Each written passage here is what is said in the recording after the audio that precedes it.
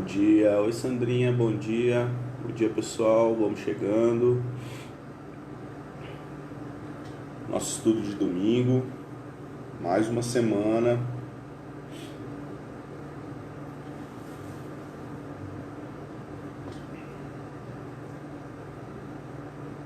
Nosso estudo de Ceifa de Luz, livro do Chico e do Emmanuel.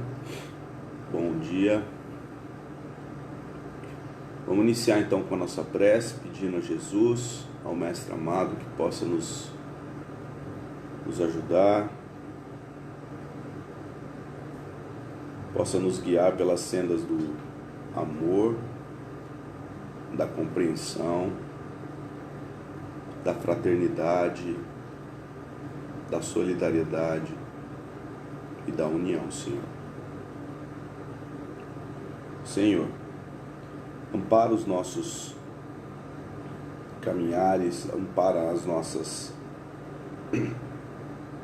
transformações, que possamos a cada dia sermos um pouquinho melhores, mais cautelosos com as nossas ações, mais amorosos com os nossos amigos, com os nossos familiares, com os nossos irmãos no trabalho, no ambiente comum.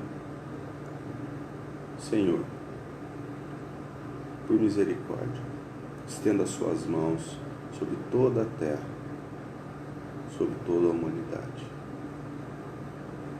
Pedimos especialmente para a nossa irmã Ivani, que se recupera no hospital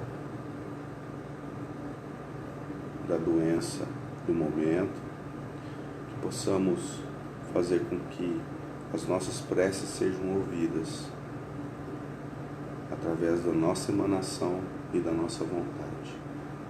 Senhor, ampara. Obrigado, que assim seja. Bom dia, oi Ana, bom dia. Pessoal, hoje o nosso capítulo 10 do Ceifa de Luz, que é esse livrinho do Emmanuel, que a gente chama de livrinho, mas é um livrão, tá?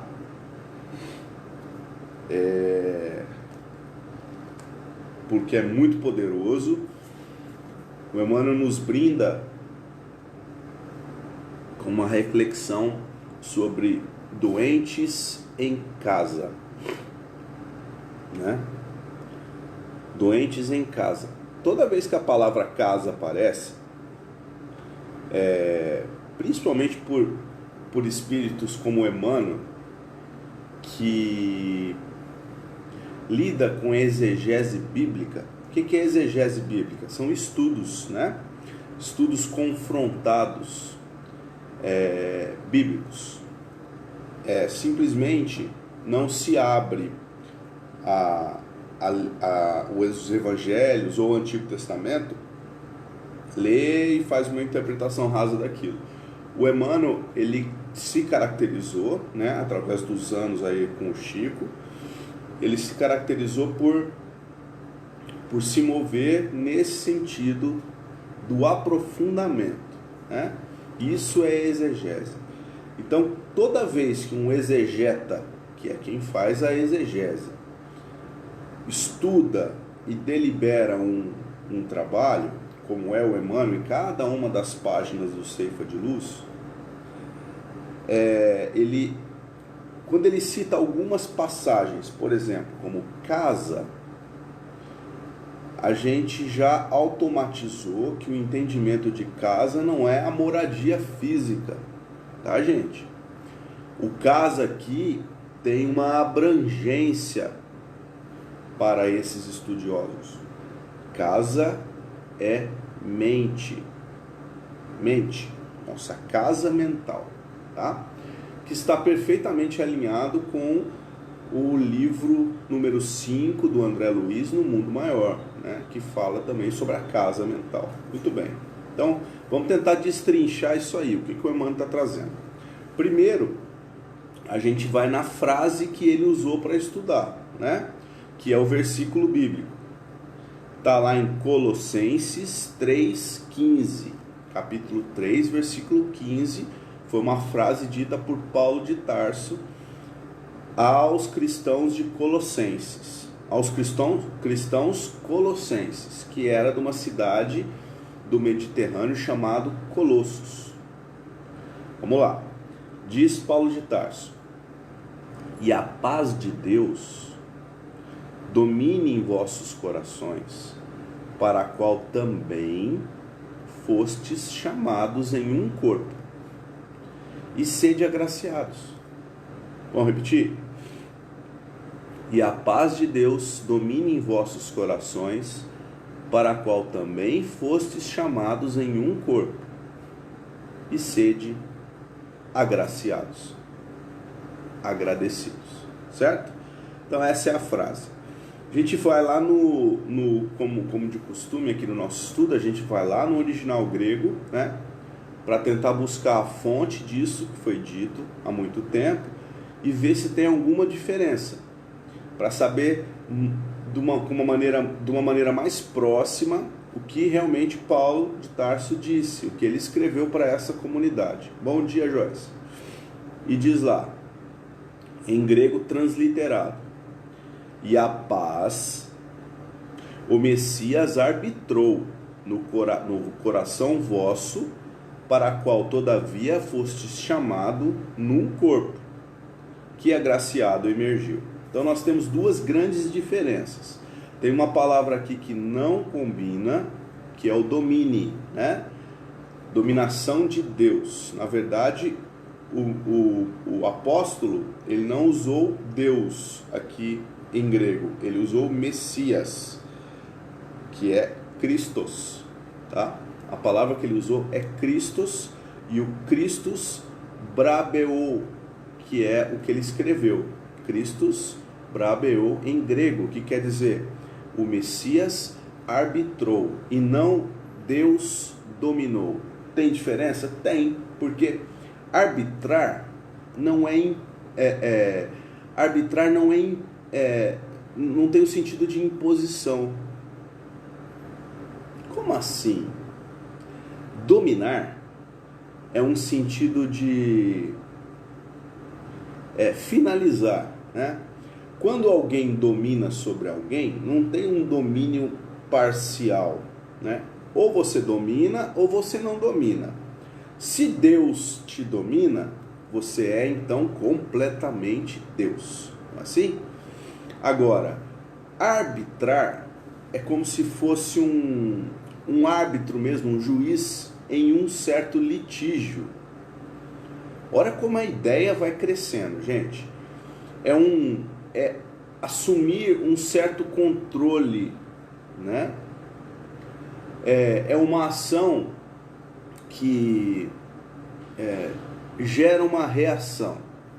Então, o Messias, nesse caso aqui, nessa frase, o que o Paulo está dizendo para essa igreja, depois nós vamos entender por que ele estava dizendo isso, tá? Paulo estava dizendo para essa igreja que o Messias arbitrou.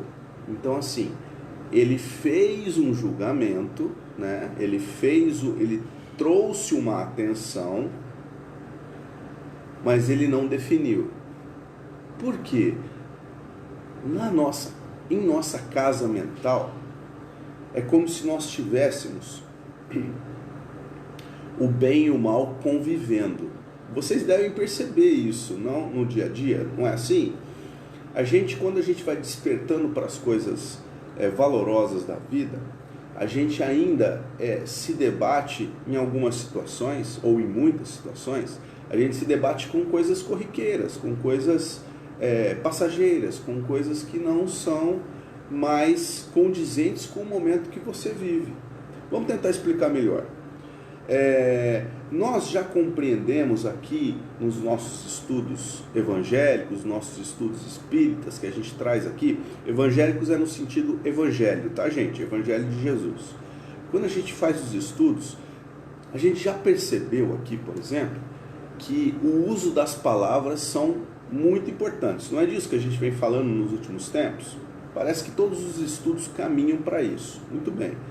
Se o uso das palavras são importantes, você conhecendo que existe uma necessidade de cuidar melhor das coisas que a gente fala, das coisas que a gente pensa, Quando a gente pensa alguma coisa que a gente já percebeu que não é legal, ou quando a gente fala alguma coisa que a gente já percebeu que não faz bem, a gente é como se uma luz acendesse, né? Uma luzinha acendesse assim pra gente, a gente,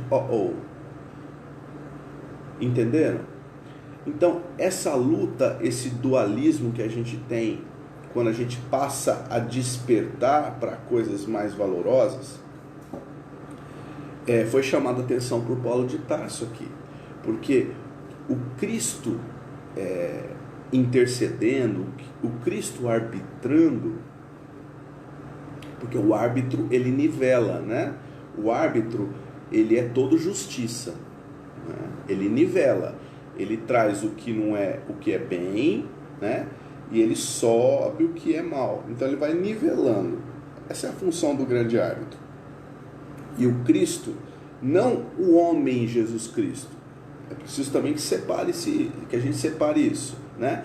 A atitude do Cristo, o Cristo interno que a gente chama, que é o despertar, né, para Deus. Esse despertar para Deus, essa atitude crística, ela nos chama a atenção quando a gente vai ganhando, gente, sobriedade na vida. A gente vai ganhando qualidade das nossas ações, das nossas palavras, dos nossos atos, qualidade no dia a dia, coisas que a gente vai mudando na nossa personalidade, porque ninguém está irremediavelmente condenado a ter uma personalidade intranquila, uma personalidade dura, uma personalidade que simplesmente ofende, entendeu? Então você não pode dizer assim, eu sou assim e eu vou morrer desse jeito. A gente já compreendeu que não, é possível mudar, né? É possível alterar essa condição em nós. Essa é a atenção que o Paulo chama para a gente quando ele diz que o Messias arbitra em nós. Algumas vezes a gente não percebe, na maioria das vezes a gente ainda não percebe, mas nós já temos uma luz que acende quando a gente percebe que algo não vai bem. E lá no fim da frase, essa dita por Paulo, quando a gente transliterou do grego antigo, do grego koiné, o grego que foi escrito, a primeira versão bíblica, nós temos que arbitrou no coração vosso, para qual todavia fostes chamado num corpo, que agraciado emergiu. O que é esse corpo que emerge? Paulo usava algumas palavras para lidar com a mesma coisa: casa, corpo e igreja. Olha só, gente: casa, corpo e igreja tinham basicamente uma única função para Paulo de Tarso. Quando ele usava essas palavras, ele estava se referindo à mente, né? A mente. E nesse caso específico, a que nós fomos chamados, então ele está chamando atenção para algo coletivo, né? Então, quando ele cita igrejas, ele não está falando de templo físico. Nós falamos isso aqui logo no começo, né? Casa não é o templo físico. Os fundamentalistas e literalistas, quando leem igreja no Antigo Testamento, no Novo Testamento, o que se pensa? Se pensa em casa, concreto, madeira, chão, banco, altar, não é assim? Igreja. Paulo não falava nisso, mesmo porque na época de Paulo não existia isso, né? As comunidades que ele chamava de filhas, né? As comunidades cristãs que ele chamava igreja, eram casas comuns das pessoas. Ele conhecia as pessoas nas cidades pela passagem dele, convidava as pessoas para os cultos, tinha culto todo dia, né?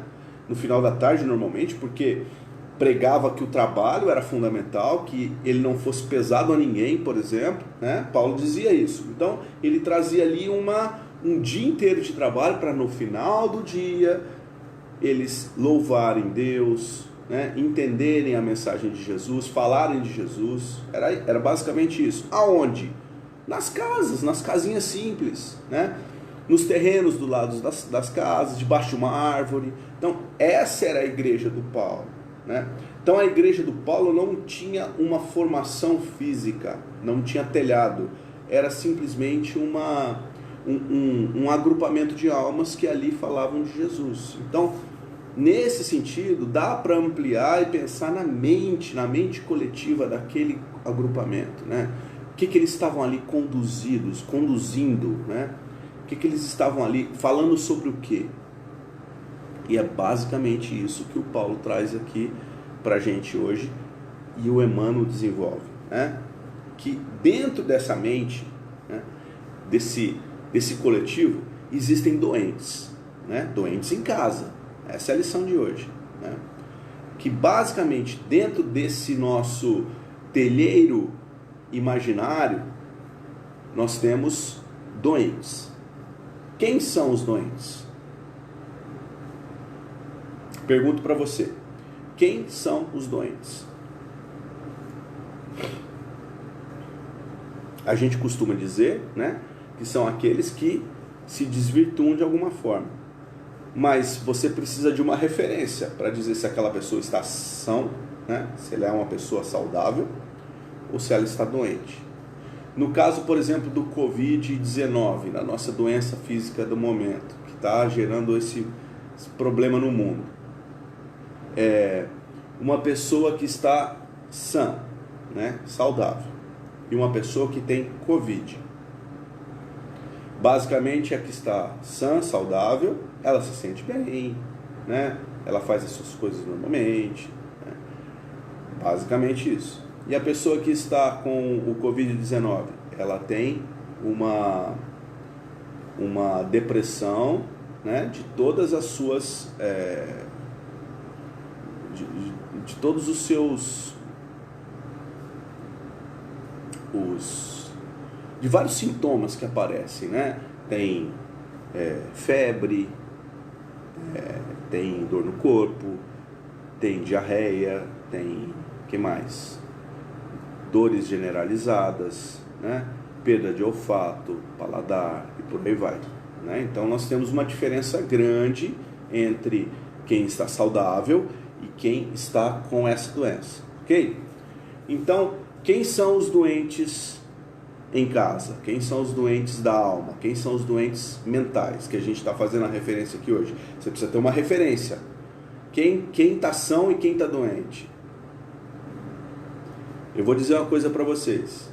No momento que a gente vive, nós não temos pessoas saudáveis nesse quesito. Porque em algum momento existe o deslize. E não tem um deslize, tem muitos deslizes. Só o fato de nós estarmos vivendo esse momento que nós estamos vivendo na Terra e acharmos que tem alguém que esteja mais doente do que eu, nesse sentido, no sentido mental, no sentido emocional, eu sou o doente. Então a referência é essa. Quem são os doentes? Sou eu que acho que o outro que está doente ou o outro que realmente está doente? Então é uma pergunta que a gente tem que se fazer. E o Emmanuel desenvolve dentro desse processo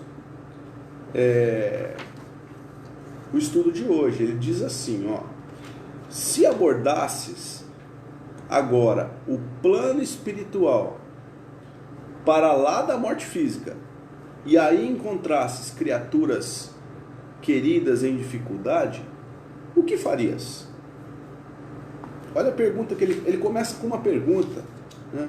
Se você desencarnasse agora e chegasse lá no plano espiritual e visse que existiam criaturas, pessoas muito queridas do seu coração, que estavam em grande dificuldade, sofrimento, o que você faria? Ficaria indiferente?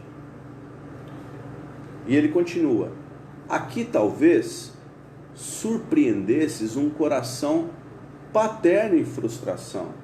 Mas, além, abraçarias um companheiro ou um associado, um filho ou um irmão, carregando o resultado infeliz de certas ações vividas na Terra. Então, ele continua, né, mostrando o quadro para a gente. A gente aborda o plano espiritual, morremos, e a gente vê pessoas que a gente gosta muito em grandes sofrimentos.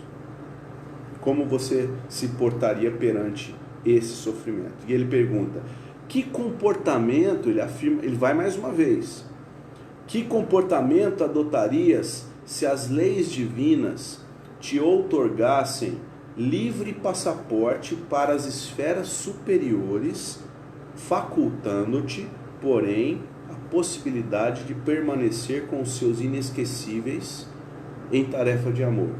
Ele dá um passo a mais. Então, assim, você viu que tem todos aqueles seus queridos lá sofrendo.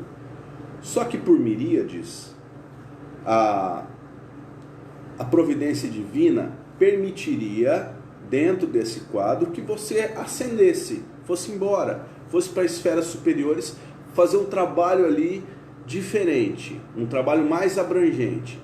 Você iria? Essa é a pergunta que ele está dizendo. Você deixaria essas pessoas tão queridas do seu coração ao desalento? E ele confirma, né, a pergunta depois. Mas ele já chega à conclusão. Ele diz assim: de certo, estarias a decidir pela opção insopitável, ou seja, de certo não, você não ascenderia, né? Ou você não seria indiferente com o sofrimento dessas pessoas que você gosta muito. Não desejarias compartilhar os céus com a dor de haver abandonado corações inolvidáveis à sombra transitória, a que se empenharam com os próprios erros. Ou seja, esse apelo é um apelo ao sentimento fraterno, né?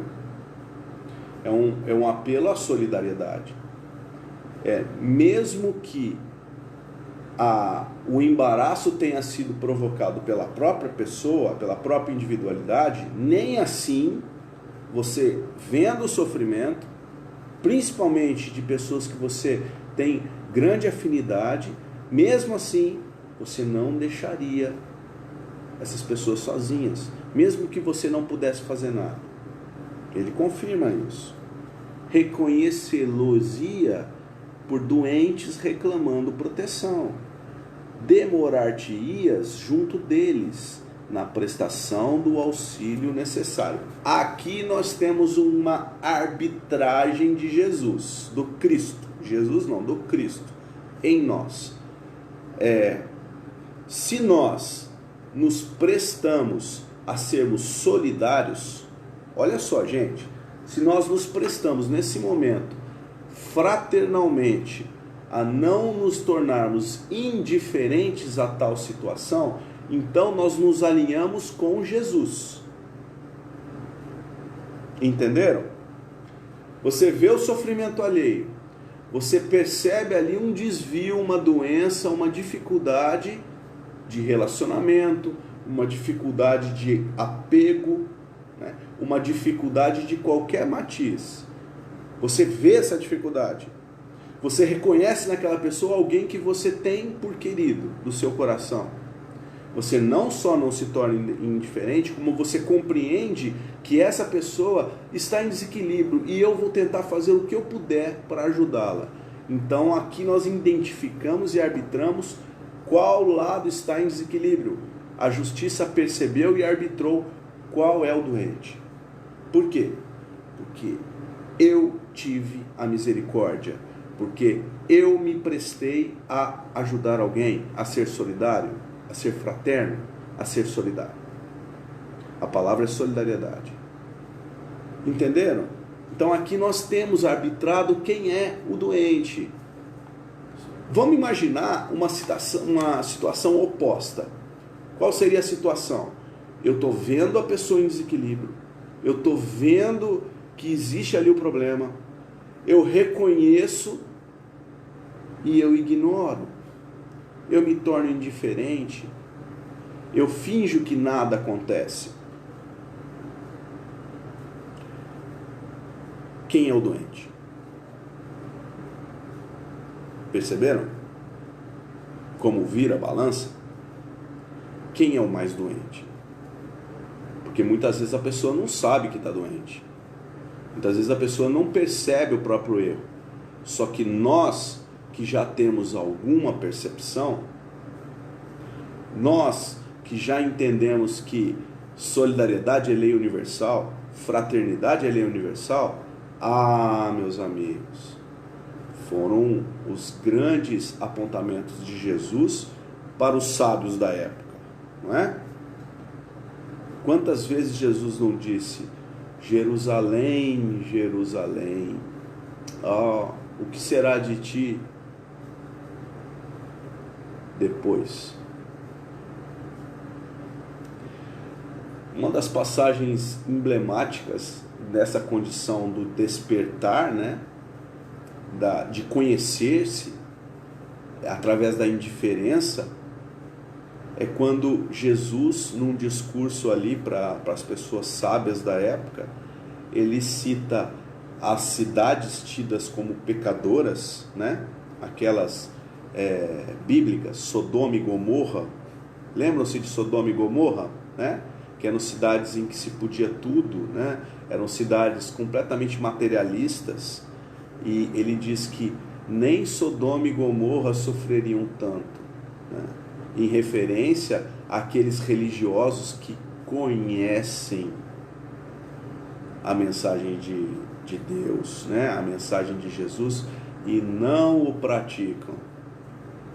A visão de Eurípides Barçanufo, na Vida Escreve, penúltima lição do livro, em que ele encontra Jesus chorando em sonhos, o nosso grande apóstolo da mediunidade, Eurípides, naquele momento ele se entristece. Imagina Jesus chorando, e ele se aproxima naquele momento, ele pergunta: mestre, mas por que você chora? E começa a tentar descobrir por que Jesus chorava. E Jesus, num momento de tristeza, sim, o Cristo também passava por isso, ele diz: eu choro por aqueles que me conhecem e não praticam. A indiferença, meus amigos, ela vai ser um grande pesar, porque solidariedade é lei do universo. E aí o Emmanuel aprofunda de um jeito aqui que deixa muito mastigado para a gente na lição de hoje. Ele diz assim: referimos-nos. Então, assim, tudo que ele disse até agora, ele aponta para uma imagem. A imagem para considerar que os parentes enfermos ou difíceis são criaturas as quais, antes do berço em que te refizestes no planeta físico, prometestes amparo e dedicação. Nascem no grupo familiar, realmente convidados por ti mesmo ao teu convívio, para que possas assisti-los no devido refazimento. Ou seja, nos chama a atenção que as pessoas que a gente julga serem difíceis, né? Os parentes complicados, as pessoas que nos tiram a paz, você sabia que ia ser difícil.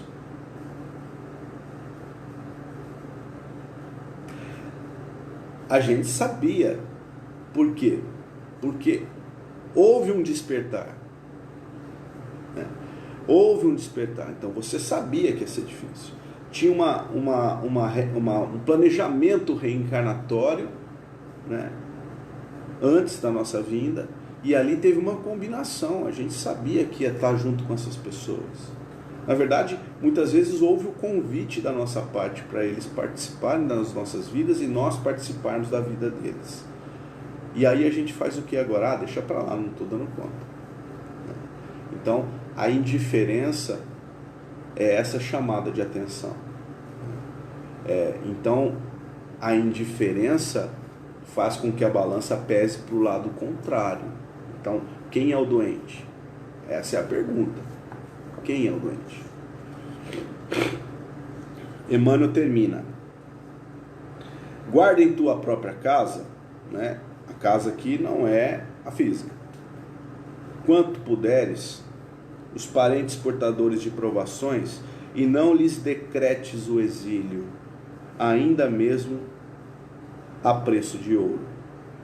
Apoia-os, qual se mostrem, com as necessidades e lutas que lhes marcam a existência, na certeza de que todos eles são tesouros de Deus, em tarefas sob a sua responsabilidade, ante a assistência e a supervisão dos mensageiros de Deus.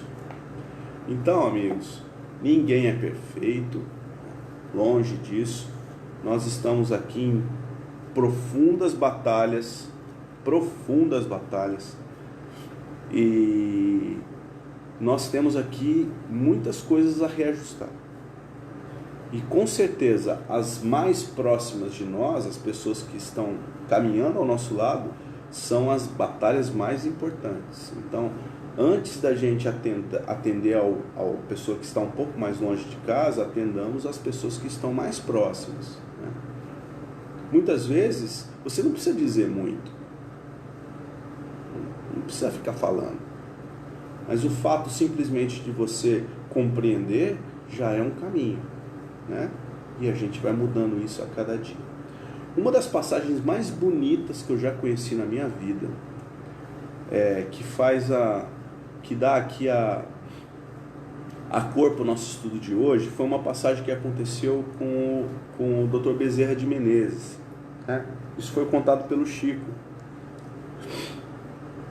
Eu não sei exatamente quem escreveu isso. Eu procurei a referência, mas eu não achei. Mas é uma história muito linda, né?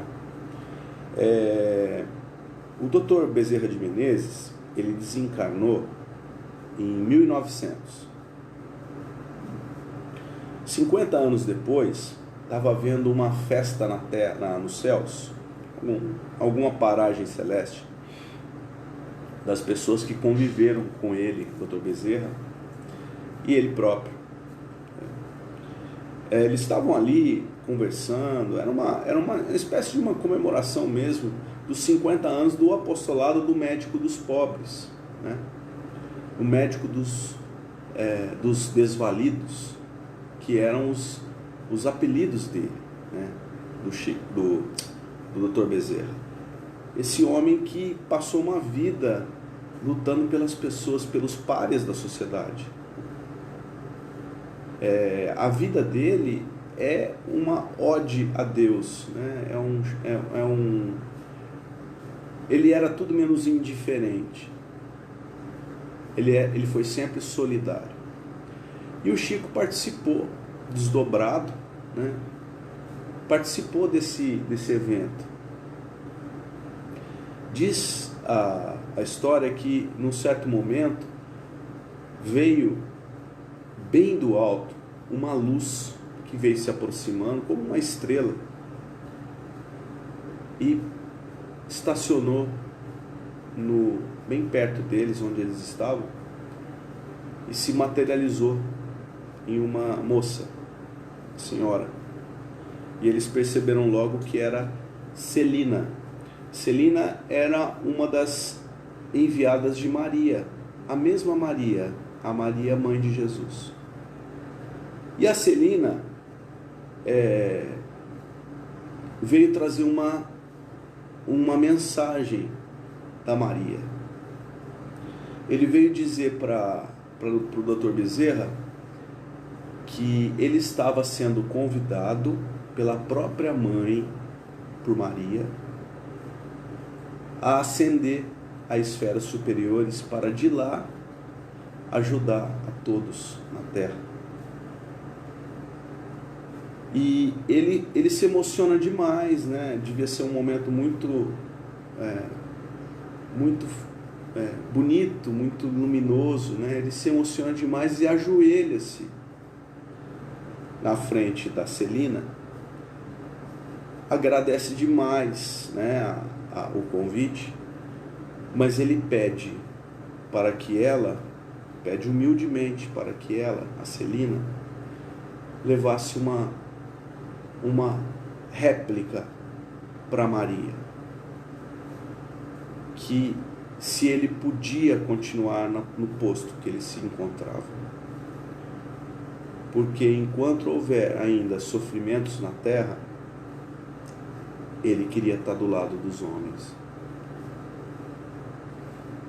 Todos se emocionam e ela vai, e logo no instante volta, e ela se aproxima novamente do Dr. Bezerra e diz: sim,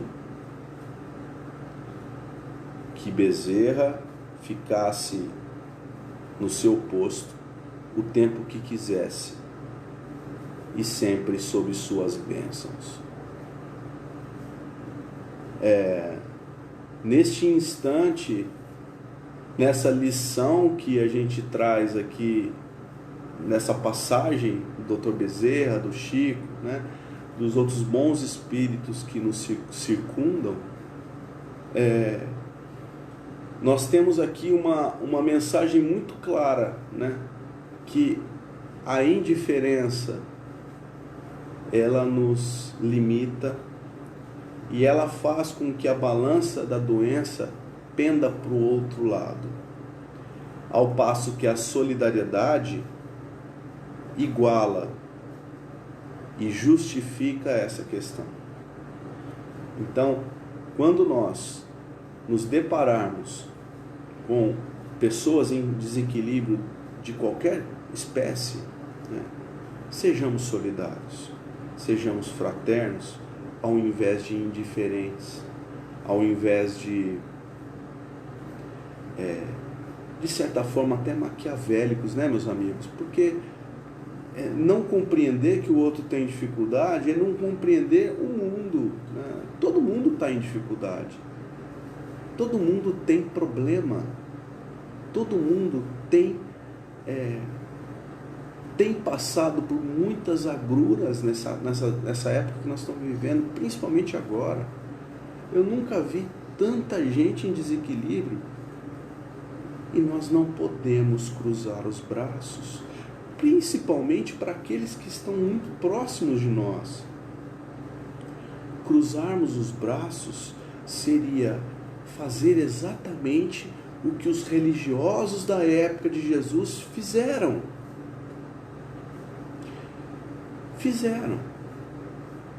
E que os quais foram chamados à atenção pelo próprio Mestre. Nem Sodoma e Gomorra terá um julgamento tão pesado quanto vocês. E aí, meus amigos, a gente, para terminar o nosso estudo de hoje, nós temos o Dr. Bezerra espalhado, né, pelos locais onde se tenta buscar um pouquinho de luz, não é assim? Quantas mensagens a gente não vê de reconforto, de carinho? Quantas mensagens os médiuns não nos trazem de alegria, né? De direcionamento?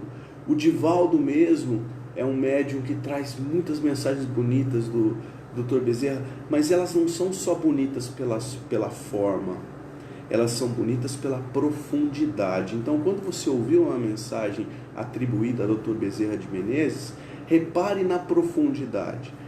Espíritos do gabarito do Dr. Bezerra de Menezes não fazem rodeio, eles vão direto ao ponto. Eles têm um jeito peculiar de falar, isso sim. Agora, eles são diretos. Falou e você não entendeu o que está falando, talvez não seja o Dr. Bezerra. Mas o Dr. Bezerra se espalhou como luz, né, nos nossos centros espíritas. Muitas mensagens maravilhosas do Dr. Bezerra, e nós temos uma aqui para trazer para vocês, que a gente recebeu lá no centro, mais ou menos há uns 15 dias, no último trabalho que a gente teve. A Ivanir estava presente, então essa vai ser a nossa mensagem para ela, para nossa querida amiga Ivanir, e para vocês que estão nos assistindo. Diz assim, abre aspas: receita para uma vida longa e saudável. bom ânimo logo de manhã, uma xícara de fé, um pedaço de boa vontade, levantar no sentido ao trabalho, manear as ferramentas do Evangelho, sulcar o solo do desânimo, depositar sementes de caridade, motivar o perdão pleno, um prato de fraternidade, um copo de oração.